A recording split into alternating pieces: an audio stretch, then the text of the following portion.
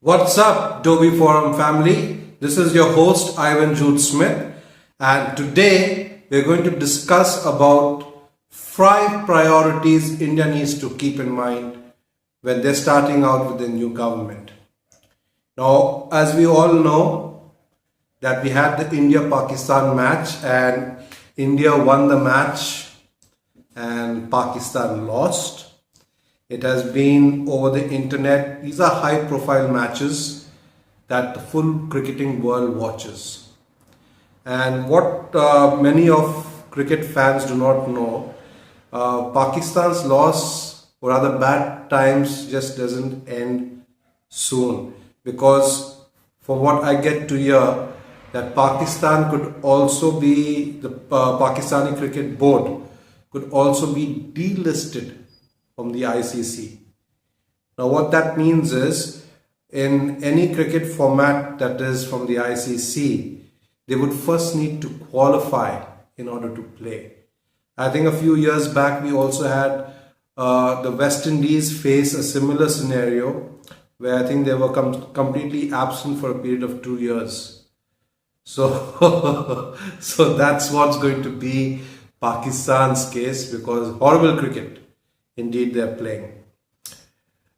So now this particular video today that I've come up with, I'll be discussing 5 priorities that the Indian government needs to keep in mind when they set out with their agendas. Now this is again my perspectives that I'm going to put forward, and I'd like you all to let me know what you all think about it. Now, Modi's swearing in took place, and it was a very good indication when we say neighborhood first policy. We had 7 heads of states that were present. From Sri Lanka, we had President Ranil, I do not know how to pronounce his name, Wickremesinghe. From Seychelles, we had Vice President Ahmad Afif. From Maldives, we had Muhammad Muziu. Bangladesh, we had Prime Minister Sheikh Hasina. Mauritius, we had Prime Minister Parvind Kumar Jugnauth. Nepal, we had Prime Minister Pushpa Kamal Dahal, also called Prachanda. And from Bhutan, we have Prime Minister Tshering Tobgay. So, all were present except for Pakistan and China, and I think there's a good reason why these two weren't present, because they have held hostility towards India on different fronts. So they're not being invited. There's a good reason for it. But what I personally feel that with the elections that have taken place, the opposition party of India should have been present. In fact, they should have been invited. Why I say that is whether I'm talking about even myself, when I say I'm a critic of any government that comes to power, because I look at the policies very closely. Now, whether I agree with you or I disagree with you, end of the day, you are still my Prime Minister. So anyway, what's gone by is gone by. Now, what was a very good initiative that was taken by Prime Minister in his 3rd term here was he immediately started releasing the 17th installment of the Prime Minister Kisan Nidhi. This is a special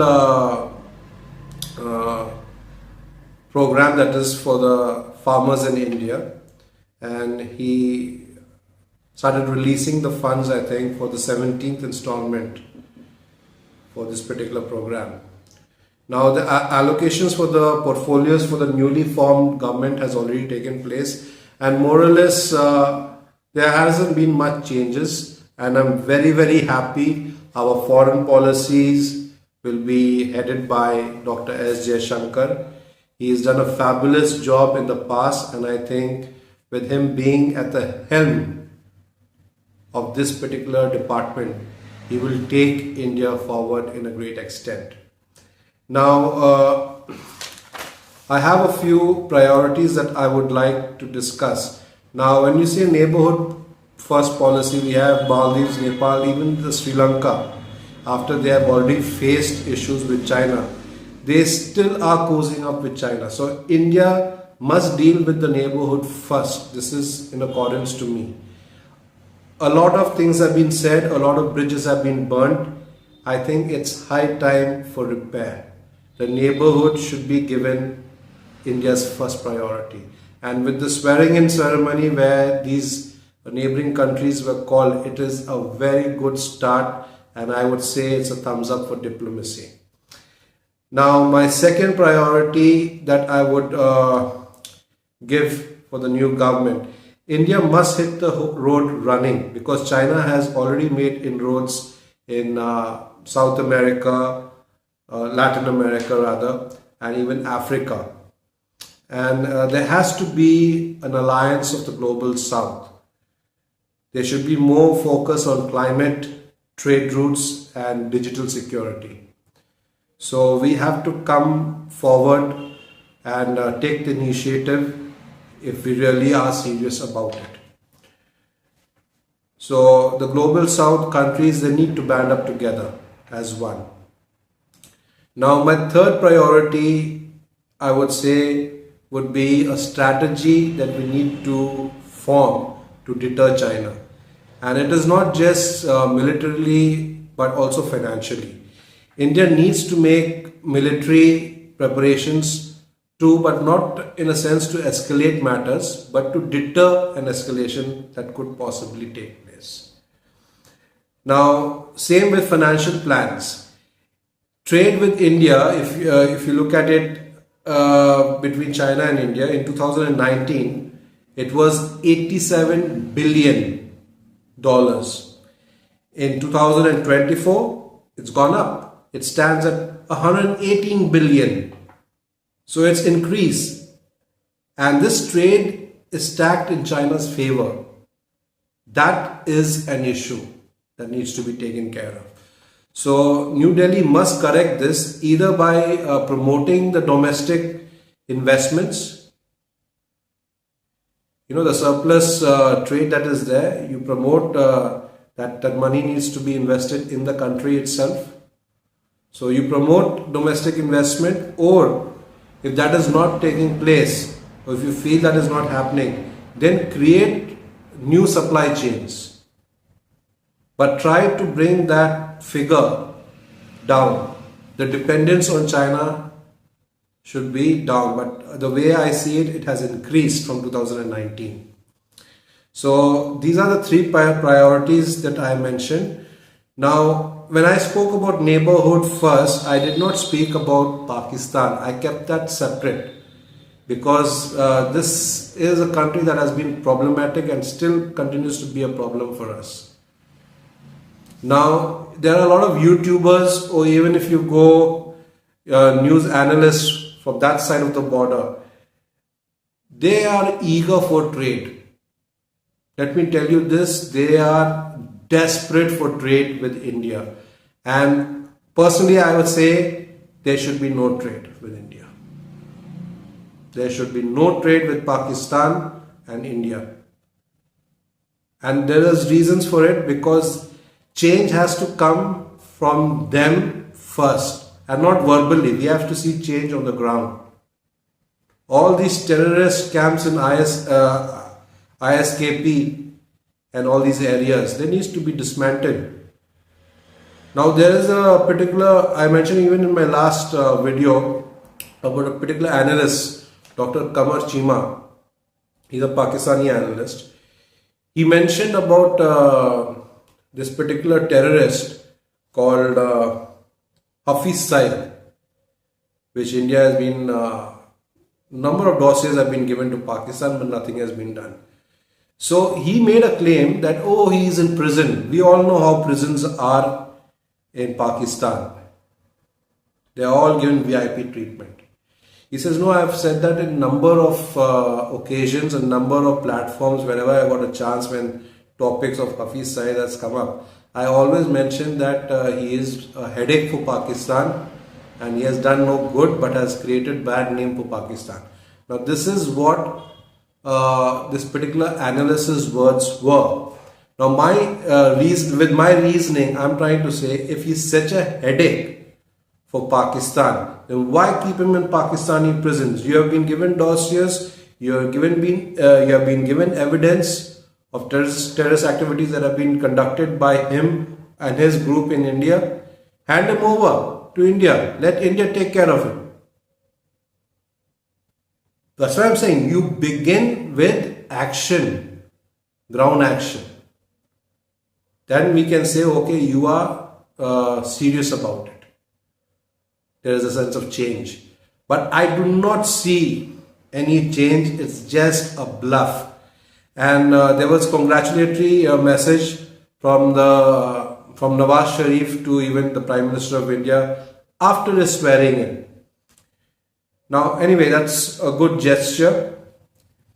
But it gave some hope to the people of Pakistan that they could be trained. I still say they shouldn't be trained. The moment the good wishes came, after a day or two, there was a terrorist attack in India, and it comes in the Riyasi area, and the group that claimed the attack is called the TRF, which is the Resistant Front. Again, this is the Pakistani-backed terrorist group. So here is what the problem is. The moment two governments tend to, there's a beginning, or you feel there's a break, a change in the hostilities where there could be peace, there could be, people to people contact or trade. These things take place. And these things are done at the behest of the Pakistani army. Now, the point that has been made, that how can you say there have been attacks taking place in Pakistan as well, so we are a victim of terrorism? No, don't compare that.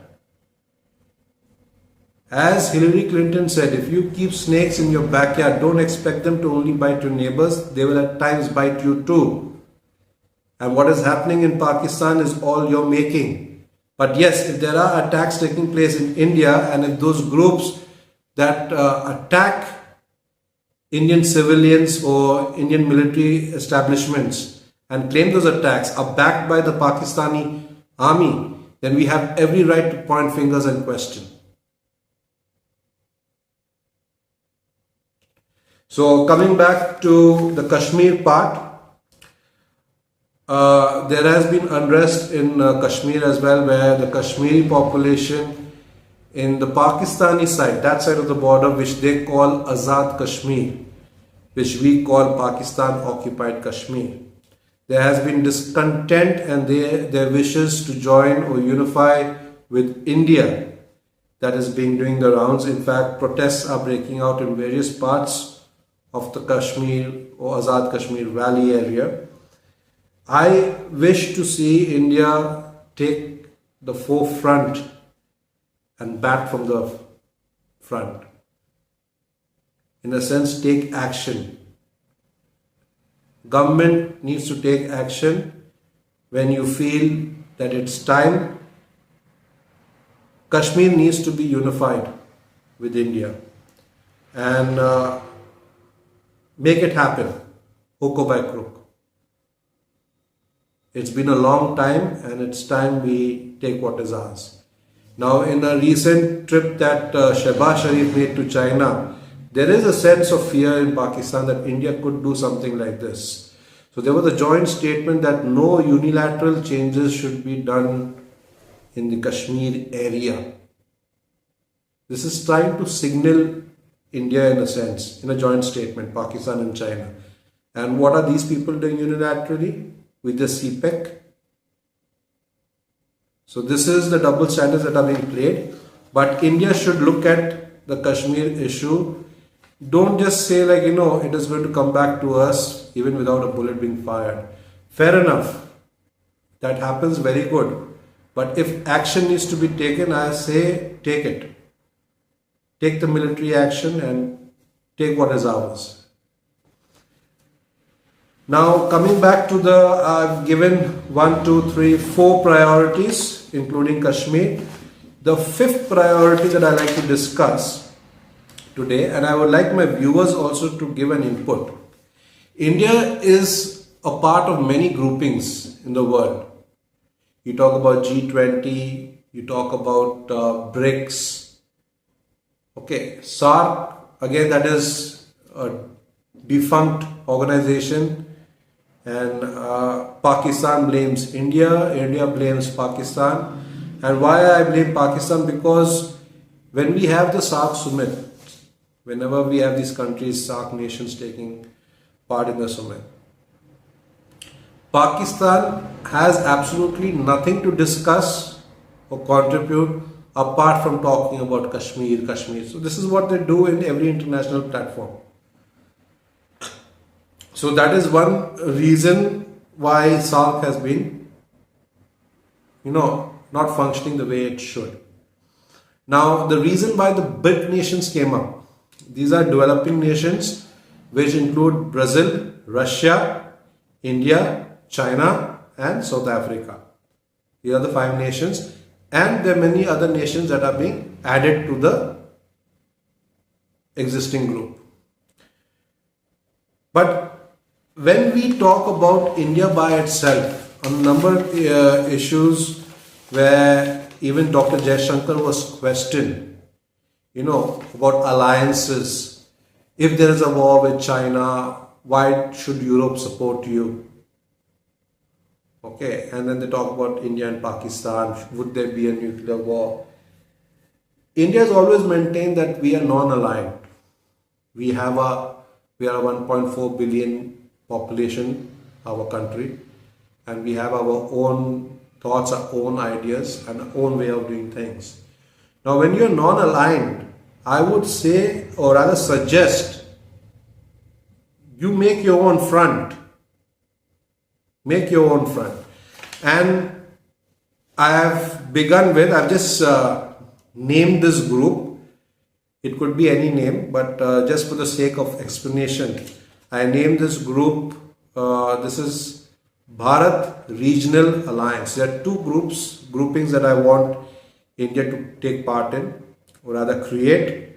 One is the Bharat Sovereign Regional Alliance, and the other is India World Alliance. Okay, so this is interesting because this is something that has been going on in my mind, not now, but for a long time. And I kept thinking, why hasn't India come up with their own grouping? Now the groupings should be such, it shouldn't be like, it is pro-West or pro-Russia or China. No. Make your own front with a mixed bag of countries. Now, when I say Bharat Sovereign Regional Alliance, it is very much, region, close by. But it does not mean neighboring countries only. No. So I would like you to take a look at the list that I have created. It will be on your screen as well. From Asia, I would like these countries to be in this grouping, which is called Bharat Sovereign Regional Alliance. Initially, I thought calling it Bharat Regional Alliance, but then I laughed because if you look at the short form, it would be called BRA. So I said, no, people will make fun of it. So I changed it to Bharat Sovereign Regional Alliance. So these are the list of countries that I feel could contribute in a positive way if they are part of it. Okay. Now from Asia, we would have Uzbekistan, Afghanistan, Iran, India, Nepal, Bhutan, Bangladesh, Myanmar, Indonesia, Sri Lanka, Thailand, Malaysia. Now from the Gulf, Middle East or West Asia as we call it, I would say Yemen and Oman. Now there are many controversial countries in this particular list, especially Yemen. Many countries are not aligned with the kind of governance that they have, especially the Houthis and things like that. But still too, the fact that you include them in a grouping, it gives room for negotiations, talks, dialogues to take place. Because everything cannot be sorted in this world with force. There has to be a middle way as well for people to be able to talk, negotiate, or cool down temperaments. Like how India is playing a role between Russia and Ukraine. The war is still going on. But both countries have come to India seeking help to sort out things. So the same way, Yemen, I feel, should be a part of this grouping as well, especially it is close to the area of our shipping routes. So it will be a good, effective way of keeping tab on activities in that area. So from the Gulf, and we have Yemen and Oman. From Africa, we would have Eritrea, Djibouti, Somalia. This is from the Horn of Africa, that area. And then we have South Africa, Mozambique, Madagascar, and even Egypt. So these are the countries. And from Australasia, we would have Australia, Papua New Guinea. And some countries from Europe as well in this particular grouping. Countries such as Netherlands, France, Portugal, and the United Kingdom. Now, if you put all these countries together, you would get 27 countries in this particular grouping. And as India has a neighborhood first policy, I would say that neighborhood first policy should be a policy which includes these nations as well. You get it? Call this your neighborhood, even if it is Europe and some other areas. These should be the closest countries that you deal with. Now coming up to the next grouping that I spoke about, the India World Alliance. Okay. Now this particular alliance would have countries like Mexico, Brazil, Guyana, Dominican Republic, Argentina, Cuba. This is from Latin America, that side. Now, there are some countries that have been mentioned even in the Bharati Sovereign Regional Alliance that have been mentioned again over here, and that's for a good reason. I will tell you that later. So the other countries in this particular India World Alliance would be New Zealand, Nigeria, Russia, Austria, Italy, Saudi Arabia, India, Philippines, Taiwan, Japan, France, Indonesia, Greece, Australia, Iran, Armenia, Israel, Georgia, Uzbekistan, Ireland, Vietnam, and even the most contested would be, if you take this country as a member, would be North Korea. But I still strongly suggest, because see, you look at Cuba. America had issues with Cuba because of Fidel Castro. He's no longer there. But things in Cuba are still not very good, in a sense. Relationships are not good. And India has even extended, I think there's recently been a supply of medicines and even compositions for medicines that have been sent to Cuba, a big consignment. They're called, I think, APIs, which are used to create medicines in tablet forms, capsules, syrups. And so this is a good gesture from India's side as well. Now, why did I mention North Korea over here in this particular grouping? Again, if you look at it, Saudi Arabia and Iran are both sparring partners. But I mentioned both in this particular grouping. because our relationships with Iran and Saudi Arabia are equally good. We are not enemies with any. Same goes with Israel. Now, why I mentioned North Korea over here, this particular region has been a hotspot. And when India is talking about global south and expanding their reach around the world and their influence, I think India's influence should also be in this part of the world. Because North Korea, if you look at it, has been bordered by two nuclear power nations, Russia and China. And in that particular area, there's even a strong influence of America. Now, with sanctions put on North Korea, they're not able to trade, but trade is still taking place. In a sense, most of their stuff comes from China. Now, with India coming into the picture, it will create an option for North Korea. Now, when people might say, but then that will anger America. There will be threats of sanctions and things like that. I would say, with Dr.s over there at the helm of power, India has always found a positive outcome in their reach and their approach. This is not to create any kind of rift between nations. Now, America has tried their best with North Korea. Have they able to achieve anything? Nothing. What positive outcome has come up with all the sanctions they have put? Nothing. What positive outcome has come with all the sanctions they have put on Iran? Zero. Nothing. These countries still function. So there has to be another way out. And I feel that way should be India.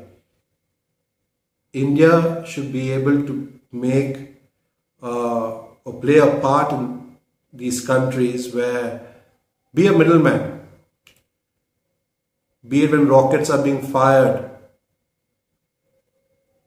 countries are scared, or there are verbal, tough lines being exchanged between countries. There has to be somebody over there to soften things. And India can play an important role over there. Now, those roles or those achievements can only be done when you have some kind of a trade, you have some kind of a bilateral ties with these nations. So I feel North Korea should be included in this particular grouping with a consensus and understanding with all the other nations.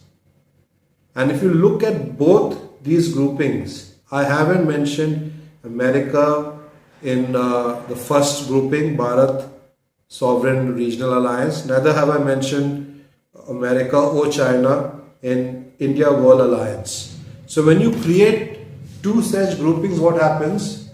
It is not like, the West and the Soviet front. This is India's front.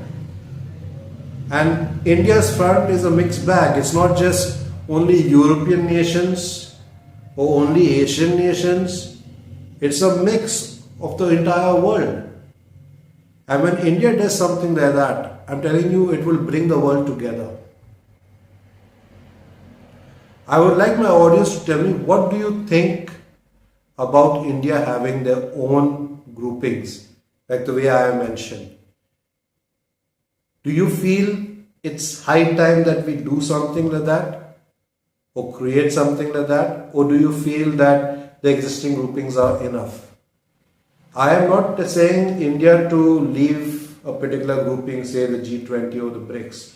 You can still be a part of these groupings, world groupings. But creating your own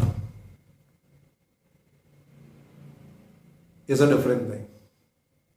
And I feel it's high time that we do that. It will increase our posture. It will increase our stature in the world stage. And people already take India very seriously in whatever we do. But it will be a feather in the cap. This is my personal understanding, that we need to create a grouping, but not specific to the certain only certain areas. We need to bring the world together, and this is one way I feel we can do it. Two groupings, keep in mind. One is which involves the entire world, all continents, and one which is solely involved in the area which is around India, the ocean areas. If you notice the Bharat Sovereign Regional Alliance, it is extending from, say, Indonesia to the Gulf, to South Africa down below, and to Australia. So that these areas that I just spoken about, and the countries that would be in the Bharat Sovereign Regional Alliance, this should be the area of influence for India, where countries do things keeping in mind of the interests of India as well. So it's not like, you have Chinese research ships landing in neighboring ports and etc. Keeping our security at breach or breaching our security. So when you have such a grouping, there's an understanding between countries and we work together as a team. There is nothing that can be achieved singly. And China was, or rather is, in that mindset that we are all in one, we are the only one, without us the world can't run. And that is what has brought to the downfall, I feel, of China. India is doing well, and India will continue to do well, but we need to bring the world together, and this is one way we can do it, by creating these two groupings. And why I spoke of a separate grouping, India World Alliance? Because it's not got to do with, as I said, the region in particular, but dealing with selected countries from all 7 continents, bringing them onto a common platform. And these two groupings not necessarily has to be only for trade. You can discuss disputes over there. Okay, it can also be a security pact, a military alliance, so whatever you call it, a strategic alliance. But these groupings need to be created by India, to my knowledge. So those who like this video, please share it around. And if you haven't subscribed to my channel, subscribe to my channel. And don't forget to hit the like button. Until next time, take care and God bless.